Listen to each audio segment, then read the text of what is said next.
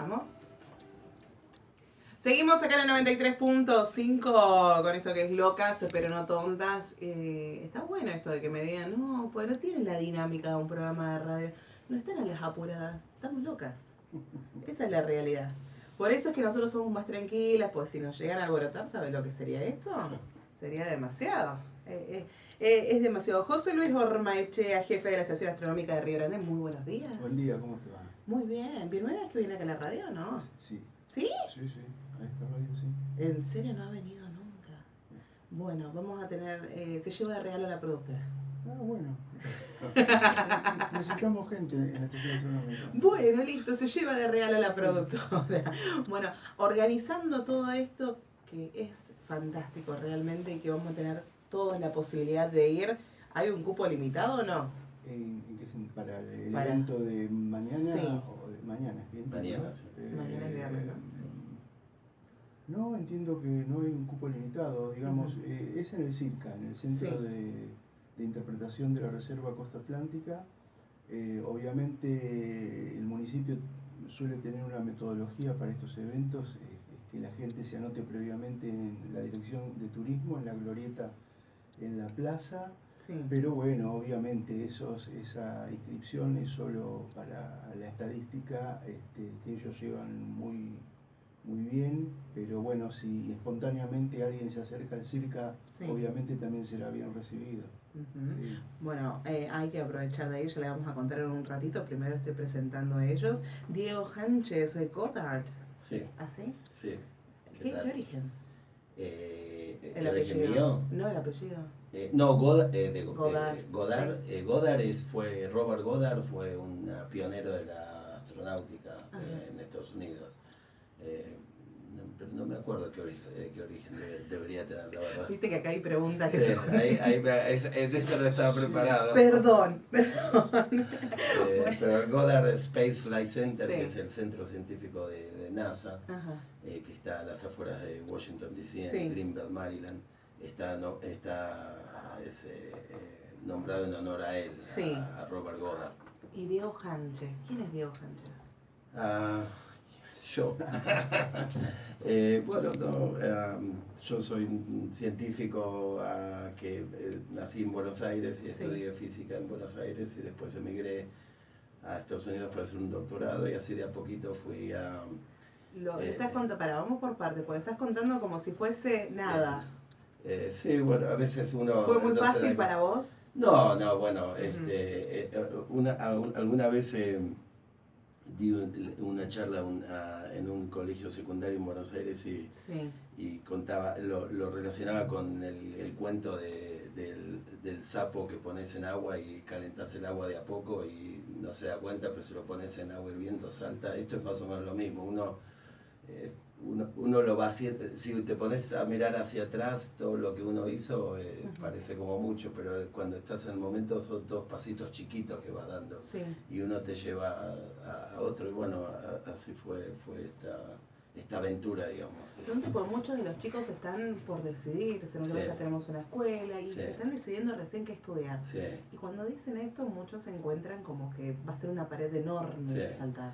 Bueno, lo importante, lo que yo siempre encontré, digamos, me guió fue uno tener un sueño, digamos, un poco grande y siempre, de alguna manera, aferrarse a ese sueño, ¿no? Sí. Y tratar de llevarlo adelante. Pero después, delinear objetivos, digamos, chicos, ¿no? Ponerle, qué sé yo, uno quiere jugar en la selección, ¿no? Entonces lo primero que hace es entrar a un club o ser titular del equipo, ¿no? Una cosa así. Y así fue yo de muy chico, a los 15 años, fue cuando salió el libro Cosmos, no sé si te acordás de Carl Sagan y Cosmos, fue un libro muy conocido, donde él popularizó mucho la ciencia, la astronomía, las ciencias planetarias, el espacio, la cosmología. Y bueno, me fascinó desde ese momento y empecé a soñar en hacer una carrera en el tema espacial y esto te estoy hablando de los 80, así que en ese momento no había mucho de esas cosas. Y bueno, entonces de a poco me dije, bueno, ¿qué estudio primero acá para poder llegar a hacer una cosa así? Entonces, Sí. buscando, pensé en astronomía, en ese momento me quedaba lejos, yo vivía en Buenos Aires, lo más cercano era La Plata, y bueno, me fui decidí estudiar física, a través de, en realidad, de una comunicación con Carl Sagan, que le había escrito una carta y me había contestado, y así, una vez que estudié física, después empecé a pensar cuál es el otro paso, Sí. cuando me recibo. Entonces, bueno, tener un doctorado, o decidir qué tipo de investigación hacer, qué tipo de campo de investigación. Y así de a poquito, después de terminar el doctorado, uno piensa, bueno, ahora tengo que seguir comiendo, que ¿dónde consigo trabajo? Entonces, buscar un postdoctorado, y así de a poquito vas, digamos, haciendo camino. Sí. Y siempre con la idea de cuando se presentan las oportunidades, decir, bueno, mi objetivo grande es llegar allá. Si, ¿Cuál era tu objetivo grande? Yo siempre tenía el sueño la verdad, de la NASA, porque yo tenía el sueño de hacer cosas del tema espacial. Sí. Y tener, de hacer investigaciones relacionadas con satélites, con instrumentos que tengan que ver con todo lo que es el tema del espacio. Y bueno, la NASA en ese momento, y quizás ahora también, es un poco el símbolo de la investigación relacionada al espacio y de la tecnología relacionada al espacio. Sí. Y así que un poco era eso, así que uno puede decir que, digamos, de alguna manera llegué, si no llegué, le toqué cerca a lo que tenía pensado. Después que llegar tiene que haber otro objetivo, ¿o no? Siempre hay algo más. Sí, no, bueno, ahora el tema es, los proyectos que uno quiere hacer. Los proyectos, por ejemplo, acá, que ya estamos hace 10 años trabajando con José Luis, y es un proyecto que empezó chico y de a poco lo estamos creciendo, y cada vez tenemos más idea de decir, bueno, ¿por qué no hacemos esto? ¿Por qué no hacemos otro? Y eso lleva mucha planificación, esfuerzo, conseguir fondos, conseguir colaboradores. Y así también hay proyectos allá en los que estoy trabajando para poder hacer mediciones. Ahora estoy trabajando en un proyecto para poder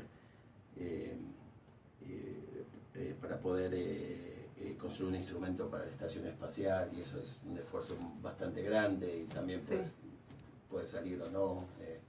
Y así, después ya empiezan los detalles un poco de... Está buenísimo porque lo contás como si fuese, voy a construir un autito. No, bueno, no, sí, es verdad. Vos ya lo tomás como normal, y para nosotros es como, wow, mirá lo que estás construyendo. Bueno, sí, eso es un poco lo que te decía, lo del sapo en el agua tibia, que vas cantando de a poco. Es verdad, uno va...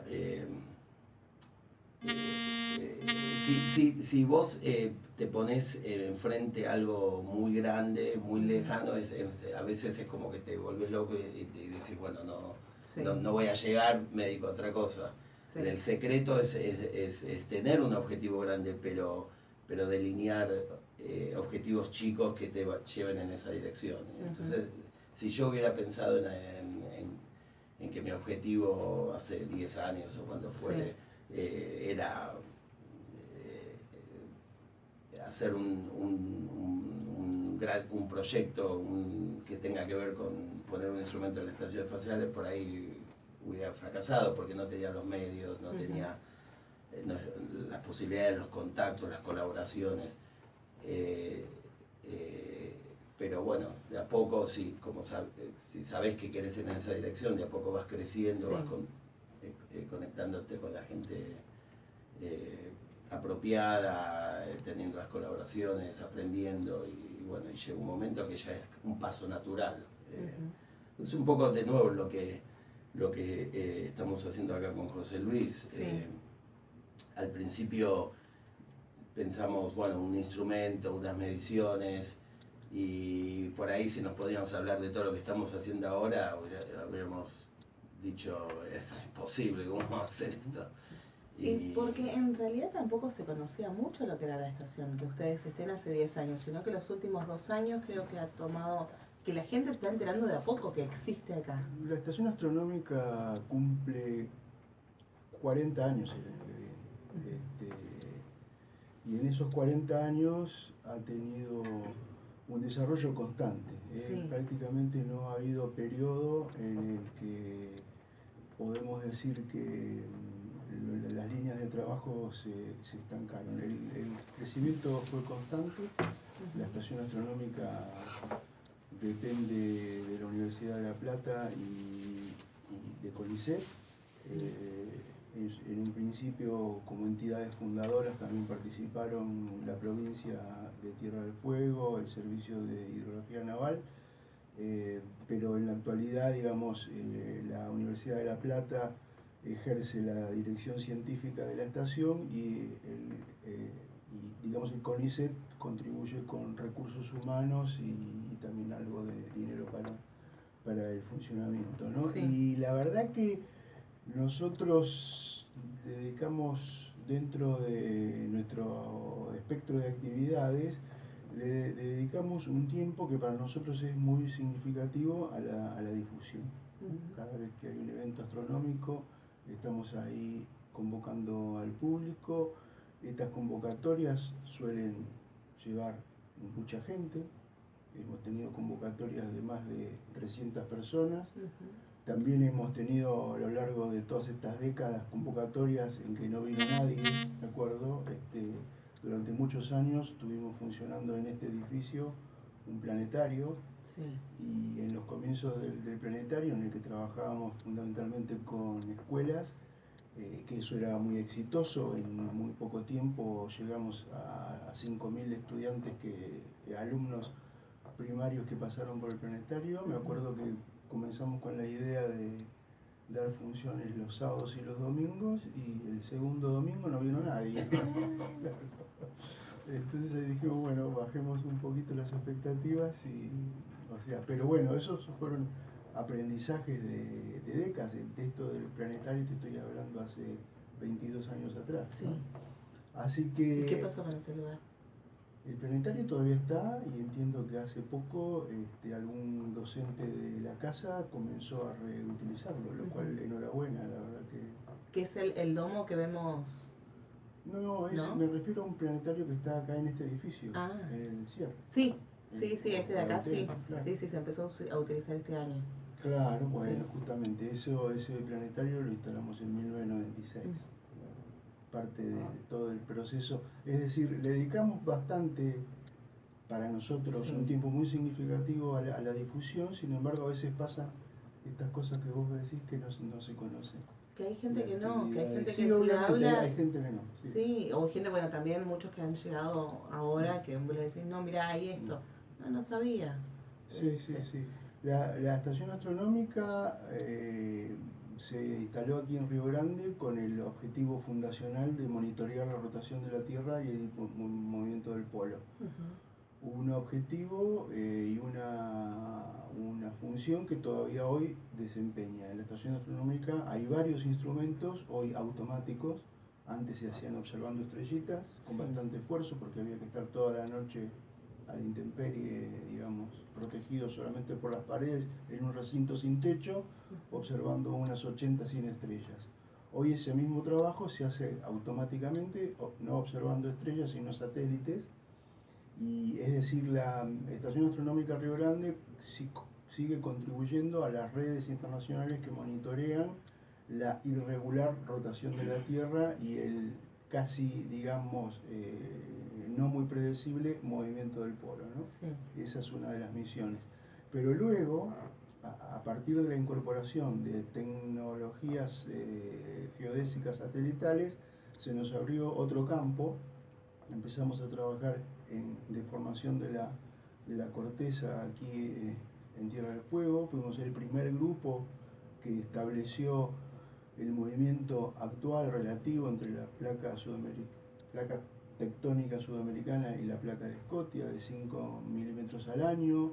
A partir de eso empezamos a trabajar en sismología. Hoy la estación atiende una red de sismómetros en Tierra del Fuego. Es la única institución en la región que monitorea la sismicidad diariamente, ¿no? Continuando además con el trabajo de monitoreo geodésico de la deformación de la corteza, hace unos días hemos terminado una campaña en Tierra del Fuego y Santa Cruz, donde desplegamos más de 12 equipos en el campo. Luego se nos empezó a sumar un trabajo con el campo gravitatorio en la región, una cosa muy importante que tiene aplicaciones prácticas.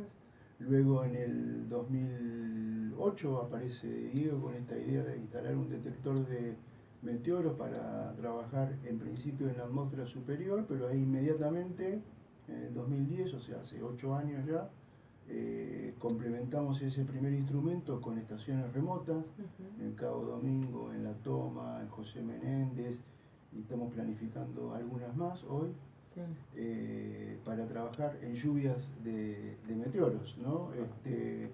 Uno no sabe, pero estamos permanentemente sometidos a un bombardeo meteorítico, llamémoslo infernal, con partículas muy pequeñitas que afortunadamente no llegan a la superficie. La gran mayoría se quema ahí en las capas superiores de la atmósfera, y tenemos un instrumento que detecta de 15.000 a 20.000 meteoros por día, y eso se hace aquí todos los días, ¿no?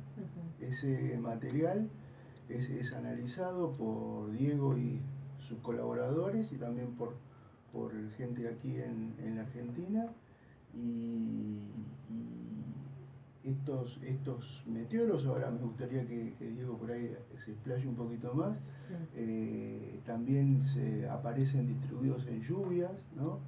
Y muy orgullosamente decimos que hemos descubierto con el material de los últimos 4 años 34 nuevas lluvias de meteoros que no se conocían antes, porque la verdad que hay muy pocas instituciones en el hemisferio sur que se dedican a estas cosas. Entonces, colocar un instrumento con estas capacidades aquí nos permite hacer contribuciones muy significativas a nivel mundial.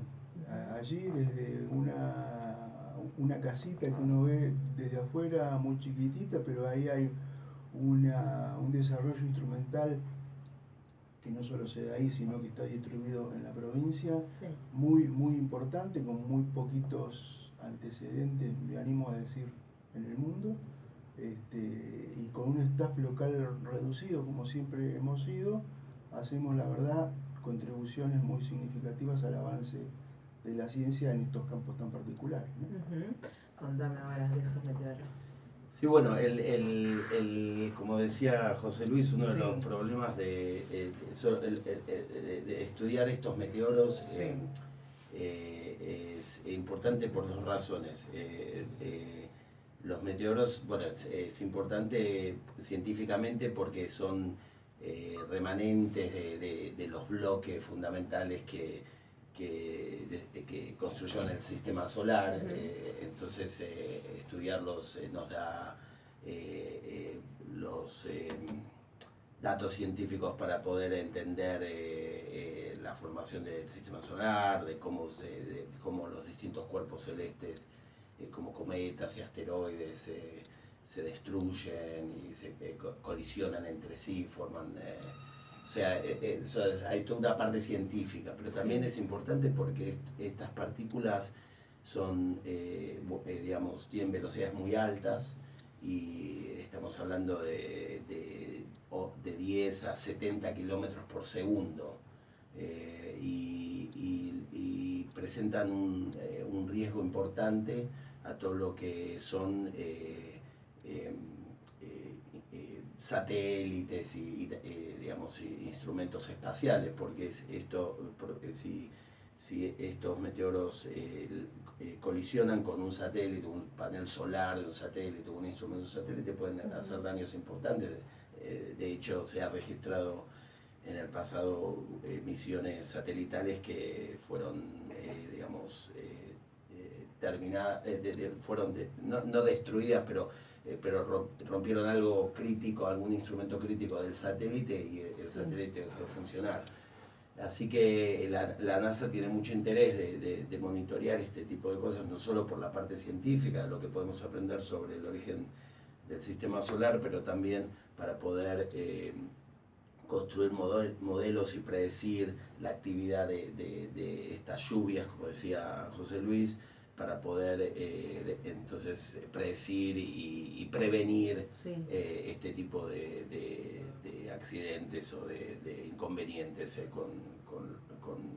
y esto es importante porque hoy vivimos, uno no se da cuenta, pero vivimos de la tecnología espacial. Todo el mundo usa un GPS, todo el mundo, bueno, no todo el mundo, pero teléfonos satelitales son comunes, la televisión, la radio, o sea, dependemos mucho de estas tecnologías. Entonces es muy importante poder prevenir o predecir lo que puede, los daños que pueden ocurrir.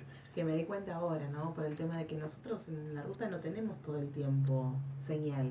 Y con este sistema de poder agarrar y pagar un GPS satelital, no me acuerdo cómo se llama, los spots, mandás el aviso y listo, pasó tal cosa. Entonces ya saben que hay que avisar a la policía de que pasó tal cosa en la ruta. Exactamente. Así que... No todos lo tienen, está bien, es bastante caro ese, pero es muy importante. Es muy importante. Y hoy por hoy casi todas las tecnologías, mi reloj tiene un GPS, los autos vienen con un GPS. Está muy... No nos vamos dando cuenta, pero estamos cada vez más dependientes del tema. Yo todavía me acuerdo cuando abrí un mapa para poder pensar de cómo ir a A, B, hoy ni lo pienso. Y bueno, como también decía José Luis, todos estos estudios y monitoreos históricamente se hacían desde el hemisferio norte. Y hoy, bueno, no saber lo que estaba, digamos, no tener, y un poco extrapolar lo que aprendíamos del hemisferio norte al hemisferio sur. Y bueno, básicamente era como andar por la calle con un ojo tapado, digamos. Y así que reconocimos esa falencia y con José Luis nos propusimos, y esto un poco se relaciona con lo que decía antes, si lo pensábamos desde el principio iba a ser algo muy grande, pero bueno, de a poco nos fuimos dando cuenta de la necesidad, las falencias, las necesidades, las cosas que tenemos que hacer, y de a poco fuimos expandiendo el trabajo acá para poder tener un instrumento confiable que pueda hacer ese monitoreo diario. Y ahora justamente estamos haciendo unos mejoramientos para poder, porque el tema es que cuando vos usas un instrumento para cuestiones científicas, si te falla un día o no digamos, uno se va arreglando, pero cuando querés hacer un instrumento con una cosa más de monitorear y de predecir y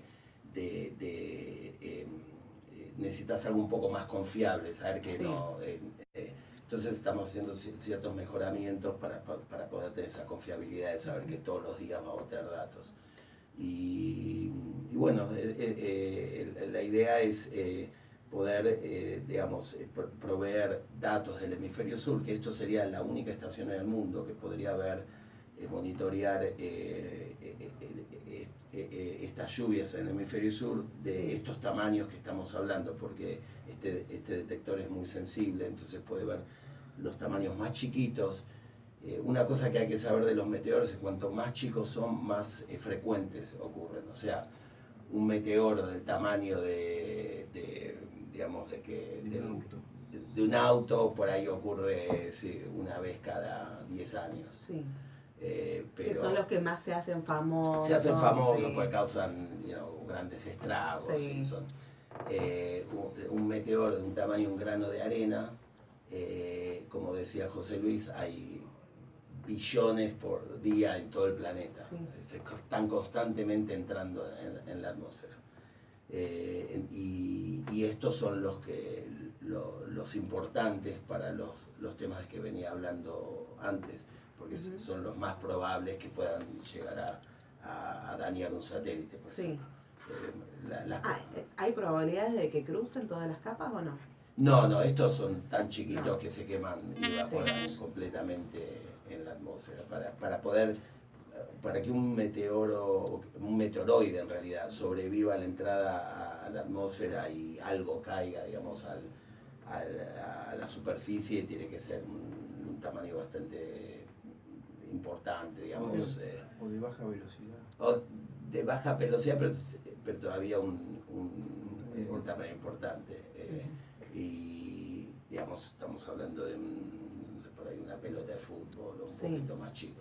Y esos ocurren, pero son menos frecuentes. Entonces, cuando consideras que esto puede ocurrir en cualquier lugar de la Tierra y que el 70% de la superficie terrestre es agua, las posibilidades de que caigan, digamos, donde estás parado son casi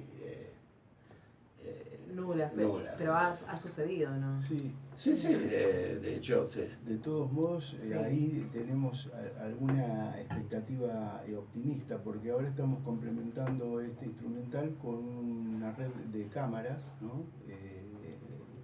Estamos instalando estas cámaras en Ushuaia, en Tolwyn, aquí en Río Grande, en sitios del interior de la isla. Estas cámaras también apuntan a la detección de meteoros ya más grandes, ¿no? O sea, aquellos que dejan un rastro óptico importante, aunque estas cámaras son muy sensibles, y un objetivo de esta red de cámaras ópticas que estamos desplegando es, ojalá que sea pronto, recuperar el primer meteorito fueguino, ¿no? Digamos, no hay meteoritos recuperados en Tierra de Fuego. Meteorito es cuando llega, ¿no? a la superficie y uno encuentra la piedra y dice, esta piedra es, digamos, de origen extraterrestre.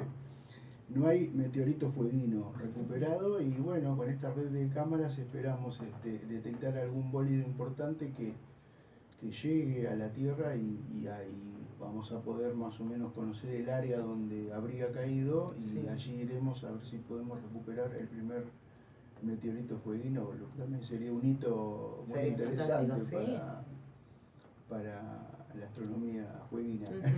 Eso es lo ideal, como que toda la gente estaría pendiente de eso, sí, realmente sería fantástico. Ahora, ¿con qué nos encontramos mañana a la noche en el cielo de Río Grande?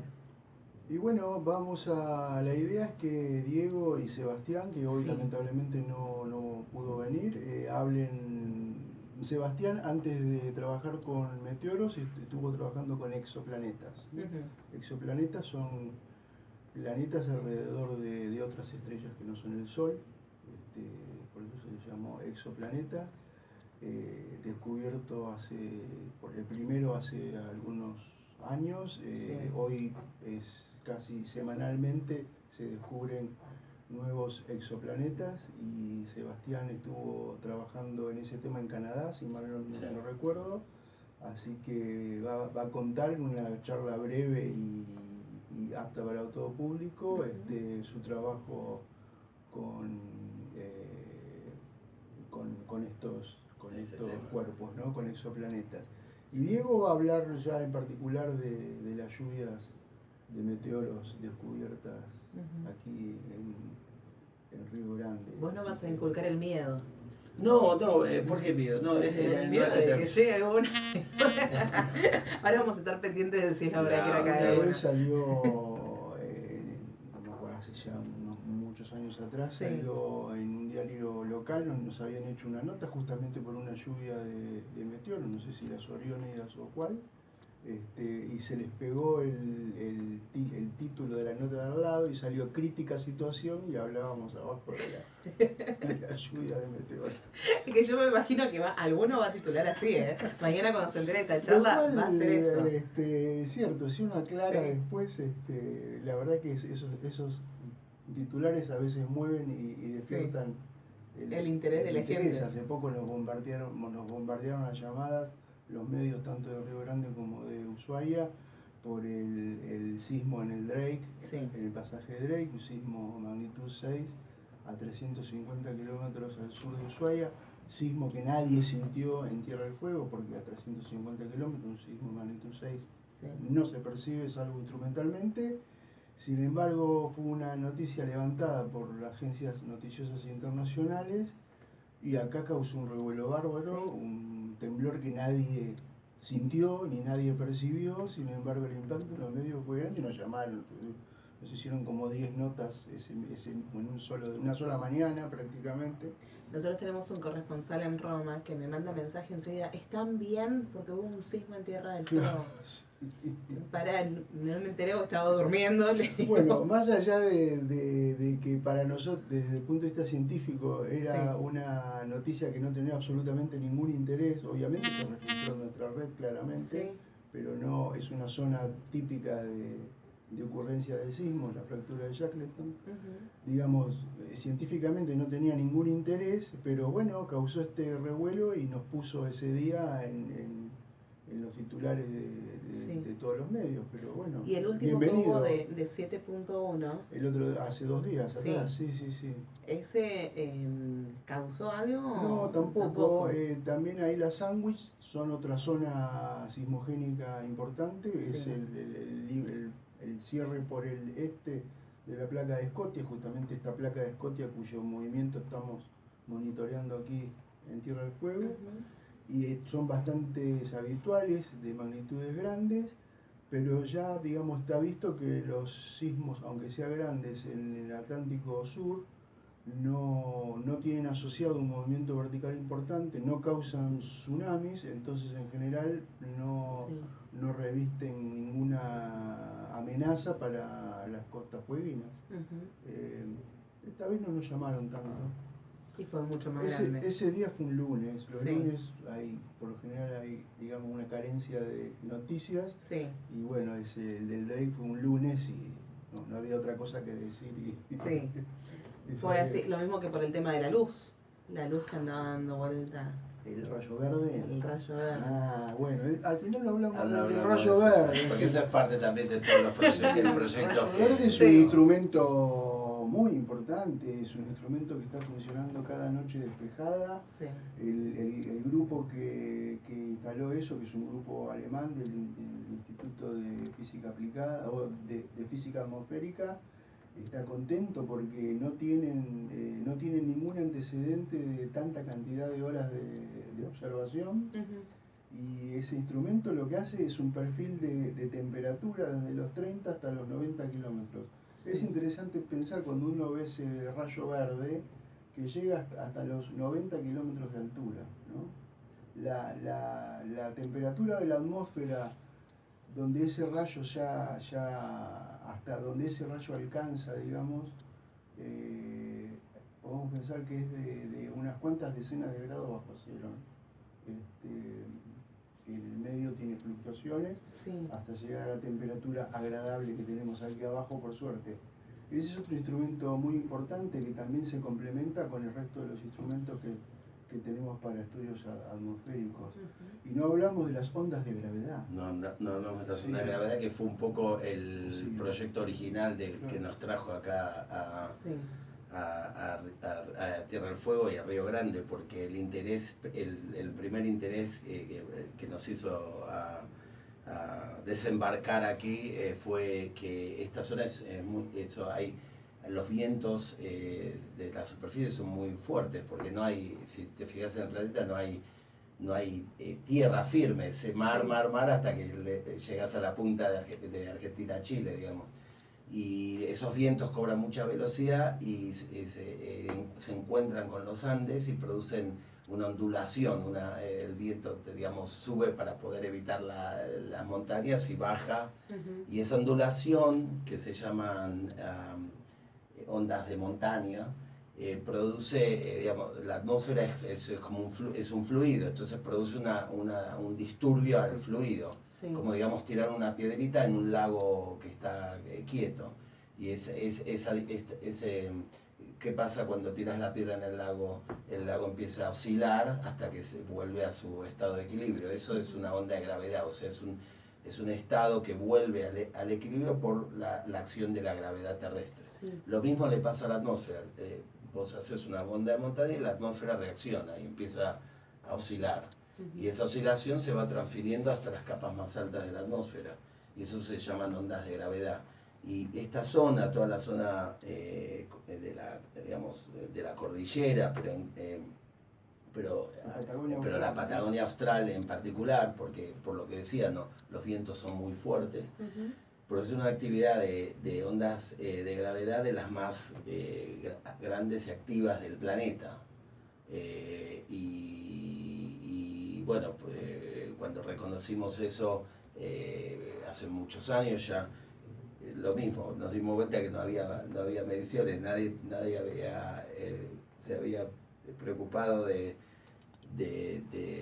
no preocupado, no es que nadie había hecho el esfuerzo y así empezamos con un instrumento y al demostrar la cantidad la intensidad de las ondas que estábamos midiendo y la importancia científica internacionalmente, ya muchos grupos como el que nombra José Luis de Alemania, y hay otros grupos también de otras instituciones en Estados Unidos y en Alemania que reconocieron la importancia y están queriendo complementar las mediciones que estamos haciendo con otros instrumentos. Y bueno, estamos haciendo una campaña, un pool de instrumentos muy importante. Sí. Y esto, digamos, es muy importante señalar esto, porque acá José Luis te está hablando de que están haciendo mediciones desde la corteza terrestre hasta la frontera con el espacio. Sí. Todo en esta casita que pase la advertida yendo al aeropuerto, con un personal muy chico, y están haciendo una contribución, un apoyo y una contribución a todo un rango de campos científicos que con el poco personal que tienen, de un rango científico que se encuentra en pocos lugares, o sea, poder abarcar desde mediciones de la corteza terrestre por todos Tierra del Fuego y Santa Cruz hasta mediciones en el... Así que es un... digamos, me gusta como invitado, me gusta señalar el hecho de que la importancia que tiene la estación para la ciencia en general, para el apoyo que brinda a instituciones de la Argentina e internacionales. ¿Hace cuántos días estás en Río Grande? Estoy hace 10 días. 10 días. O sea que te dio todo este fenómeno de la lluvia con esos movimientos eléctricos que hubieron. ¿Qué fue eso? Cuando tuvimos los truenos, el lunes o martes fue. Sí, acá la tormenta con relámpagos no son muy habituales, pero esta se me pasó, no me di cuenta. Estábamos en el campo. Sí, estábamos, yo me venía volviendo del campo y me parece que escuché unos truenos y me sorprendió también. Relámpagos acá. Pero no tiene nada que ver con la lluvia de meteoros. No, por suerte no tiene nada que ver con eso. Bueno, pero había sucedido esto, que justamente me habían mandado el video de estos días, lo estaba buscando ahora. Tierra del Fuego es un área casi, en todas las disciplinas geofísicas, Tierra del Fuego resulta ser una zona singular. Y en general hemos sacado bastante provecho.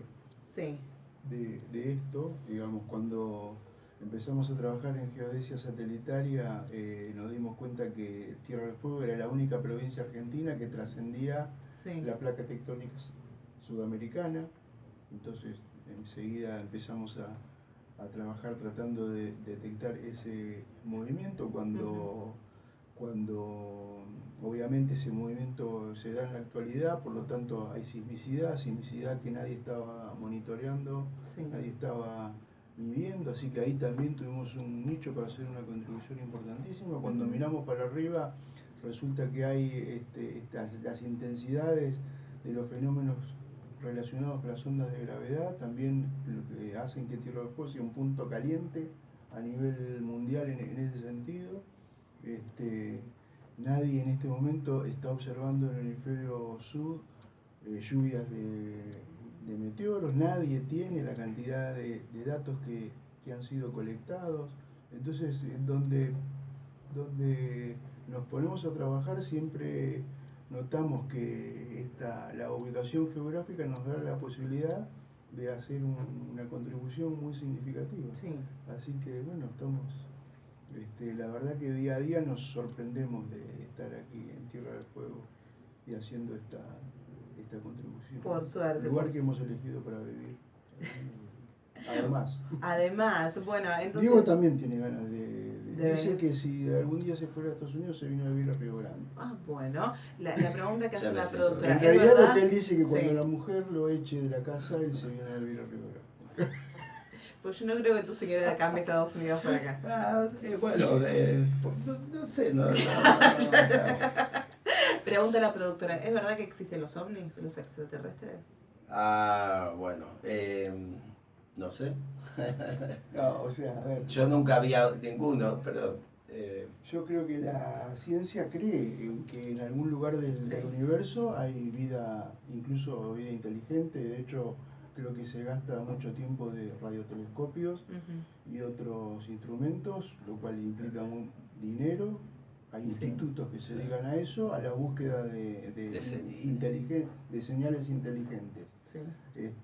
Yo creo que no hay ninguna duda, no pienso que somos una singularidad en el universo. Lo que sí se descarta absolutamente de que alguien nos haya visitado, digamos. No hay ninguna evidencia seria de ningún tipo en ese sentido, más allá de que a mí me encantan las películas de extraterrestres y de platos voladores, pero lamentablemente todavía no nos han visitado y bastante poco probable, ¿no? Que esto se produzca, por lo menos en el panorama actual, ¿no? No sé, sería muy lindo y quizás, no sé, yo siempre digo, ¿qué impacto tendría en la humanidad comprobar que efectivamente no somos los únicos seres vivos inteligentes en el universo, ¿no? A lo mejor no pasa nada, a lo mejor sí pasa, no lo sabemos, pero... Bueno, también no solo, porque esto es importante diferenciar, o sea, hay dos cosas que sería muy lindo poder descubrir. Una es, por supuesto, la evidencia de vida inteligente, y habría que definir a qué nos referimos a inteligente, ¿no? Pero por otro lado, también la evidencia de vida en otro lugar, que no hay, hoy por hoy no está confirmado. Por eso hay tantos esfuerzos de misiones a Marte, de otros lugares, para poder ver si hay, aunque sea a nivel de organismos microscópicos, poder realmente descubrir esa evidencia. Eso también sería muy lindo, de que vida se pueda formar en otros lugares. Bueno, vamos a ver si no es el paso que sigue. Por ahora te vamos a encontrar mañana para que nos asustes con esta lluvia. No hay que asustarse, no, déjalo que se asusten, así ya es tapa de todos los diarios. Lluvia de meteoros que nos va a invadir en cualquier momento. No, muchísimas gracias por haber venido. Muchas gracias, Diego, te vamos a encontrar mañana con esta charla, también a Sebastián en Brusone. Mañana viernes 14 de diciembre a las 22 horas en el CIRCA, en el Centro de Interpretación ahí en la Ruta 13, frente al barrio Las Barrancas. Allí los vamos a encontrar a la noche, 22 horas. Así que muchísimas gracias por haber venido el día de hoy y por contarnos todo esto. Muchas gracias por invitarnos. Vamos a una pausa y ya volvemos con más de Locas pero no tontas. Muchísimas gracias, chicos.